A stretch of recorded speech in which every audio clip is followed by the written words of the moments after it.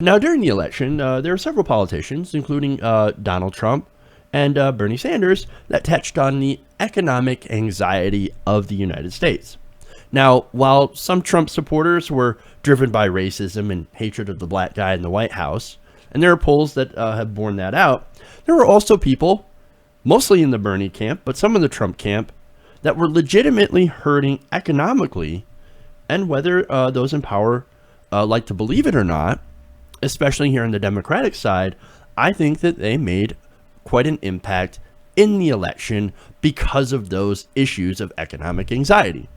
Now, the reason that I go to this, and the reason that I say that, is because there was a recent survey that shows that just over half of all Americans said that they have less than $1,000 in their checking and savings accounts combined, meaning, of course, that they cannot and have not been able to save money. And that's not necessarily a good thing. Now, Forbes reports that nearly a quarter, 24.8%, are even worse off, and they have less than $100 to their name in their accounts. So none for emergencies. They're pretty much SOL.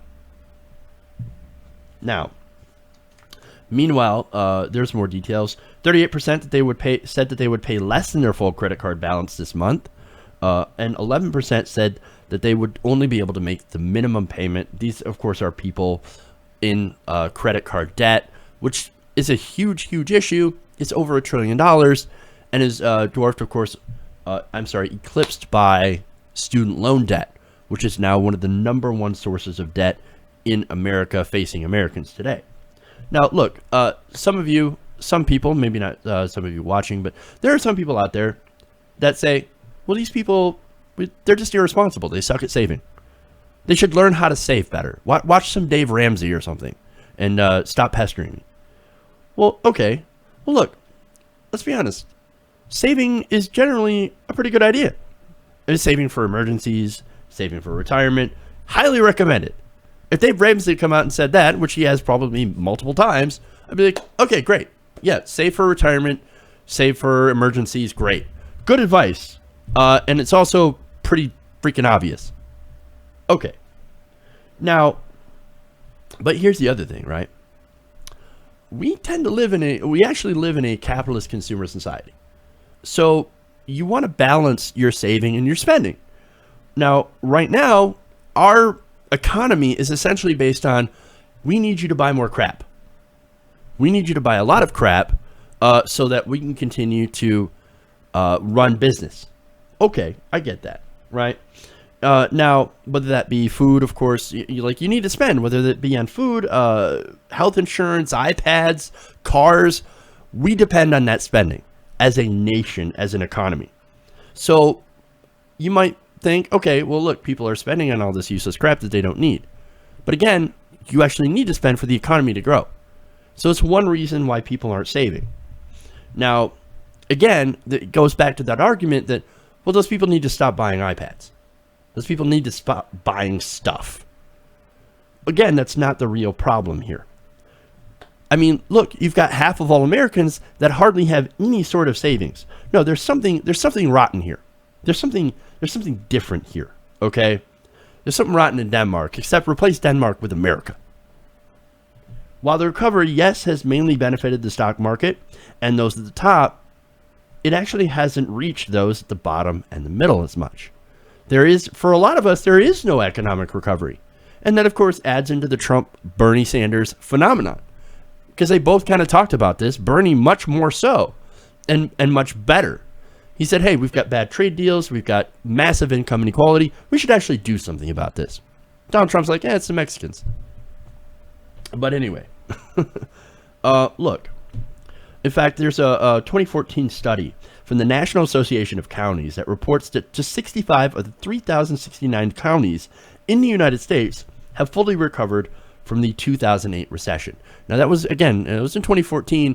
The number of counties might be a little bit higher now, but 65 out of the 3,000 counties, Jesus, man, still haven't recovered. That's a lot of the nation. Now, if you want to cheer on the Dow Jones, as a lot of Republicans did when it went up thanks to Donald Trump, or thanks to the news of Donald Trump. He didn't actually do anything. He didn't have anything to do about it. Okay. Or you want to cheer on the jobs report, which again, Democrats, Barack Obama's like, oh, that's all me. Again, that's not necessarily the truth. You can't really say that it was old President Barack Obama that created this better atmosphere for jobs. It was Congress. It was the policies put forward by all of government working together to set the environment for business. Okay. But look, again, those numbers are actually good. The unemployment rate is much better than it was before. Again, you can't credit Obama for that. The fully, and the Dow doing pretty good. The stock market doing pretty good. But those don't reflect the reality of people on the ground. You see, when the stock market goes up, it is shareholders that benefit. Again, that's not a bad thing, but again, it doesn't reflect the reality of people on the ground. Okay? Now, the people that actually get money from when the stock market goes up are shareholders, investors, and people that, of course, can afford to invest. And also people with 401ks. They also get a bit of a benefit. Unfortunately, it doesn't reach a large majority of the middle class, and especially the working poor. You don't come up to a person who's working at the gas station and be like, how's your investment portfolio doing today, buddy? Oh man, it's doing pretty good. I traded some stocks earlier when I was on my break. No, that doesn't happen. That's not a thing. No, most of the people who are doing well are making money off of money. They're not actually getting paychecks. They're getting dividends. They're getting things like capital gains. Not reflective of the reality of most people. Now, again, I mentioned the 401ks.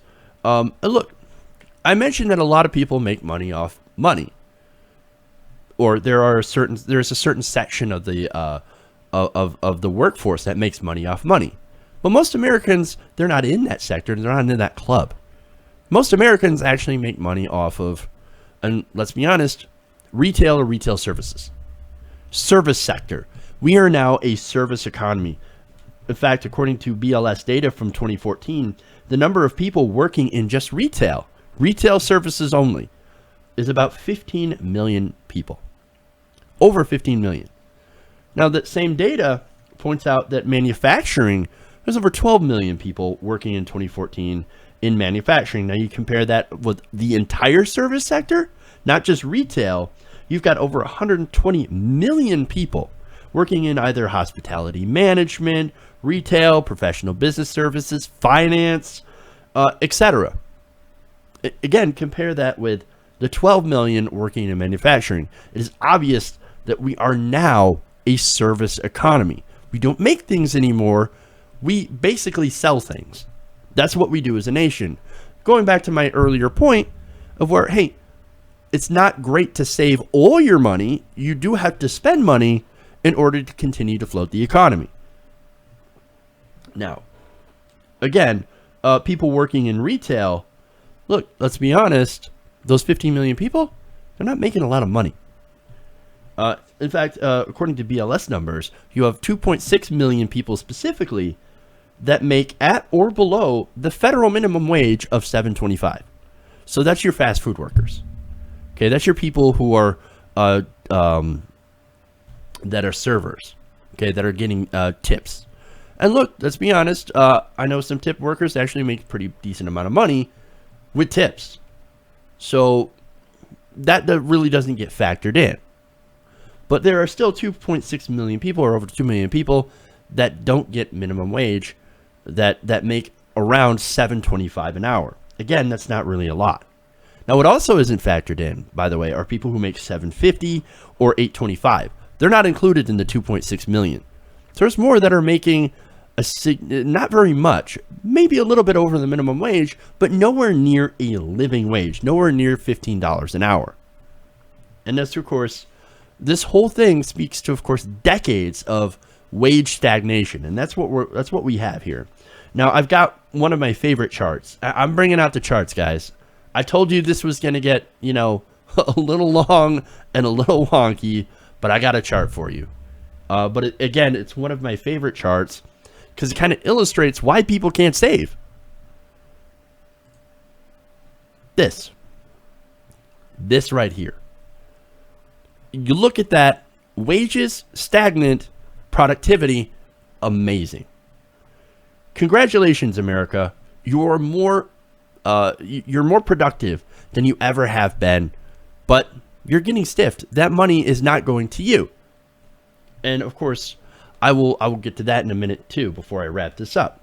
Now, I want to point out some of this is automation, computers in the workplace, needing less people, robots, et cetera, right? And also you have the general awesomeness of the American worker. You guys are more productive. Great, fantastic. Good work. But again, you're not getting the gains. I've got another chart here that I want to show you on this. That's the same one. Boom. When it comes to income, that red line at the top, that is the top 1%. Oh, that is where the money went. See, it's not going to you. It's going to the guys at the very top. They're taking that money.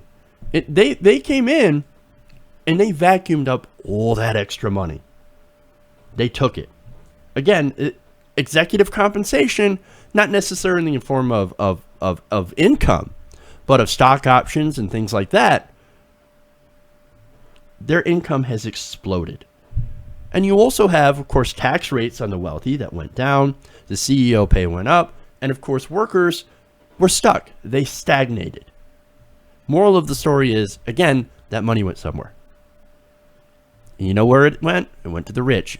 Americans, part of the reason that Americans can't save is that they're not getting this money. The rich made off with most of it. They did not share their gains with the workers. So, I mean, what they did instead was cut their own taxes by giving legal bribes, by the way, to politicians with the aim of shifting the tax burden off of them onto you. That's what happened. They rigged the economic system in their favor. And the result is over half of the American people, around 150 million, just don't have the ability to save that much money anymore. There are a lot of people that are stuck in jobs where they're unable to save. And look, not to mention, you've got the rising debt, you've got inflation, you've got the price of consumer goods continuing to rise. Services like healthcare, childcare, a shrinking middle class, a growing class of the working poor. But what you have as well to go along with all that is a pretty fat 0.1%. Doesn't take a genius to figure out what happened. If you wonder why Americans can't save, look at the charts, look at the data, and decide for yourself. As for me, I know what happened. And I believe that this is another example of the greatest heist the elites have ever pulled on a population. Hey everybody, thanks for watching this video. If you want to see more like this, please hit the subscribe button below. And if you want to support truly independent, non-corporate media, go to our Patreon page and become a patron. Patreon.com/TYTNation.